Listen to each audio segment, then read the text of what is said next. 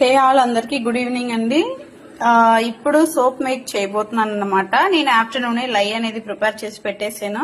ఈ రోజు వచ్చేసి కస్తూరి పసుపు ఉంది కదా, కస్తూరి టర్మిక్ సోప్ ఇప్పుడు చేయబోతున్నాను. దానికి కావాల్సిన నేను వచ్చేసి 6 సోప్స్ చేయబోతున్నాను. దానికి కావాల్సిన ఆయిల్స్ దాంట్లో ఎన్ని కావాలో నేను మెషర్ చేసి తీసుకున్నాను. అండ్ లై అనమాట. లైలోనే కస్తూరి పసుపు ఉంది కదా, దాన్ని డైల్యూట్ చేసి పెట్టానండి. దానికి కావాల్సిన బ్లెండర్స్, ఇది వచ్చేసి పసుపు కంపల్సరీ బ్లెండింగ్ చేయాలి.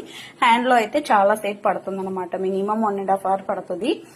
దెన్ మనకు వచ్చేసి స్టైనర్, ఇంకా స్పాచులాస్, మోల్డ్ ఇవి అన్ని పెట్టుకున్నాను. మోల్డ్ ఆయిల్ వచ్చేసి స్ప్రెడ్ చేసి పెట్టుకోవాలన్నమాట.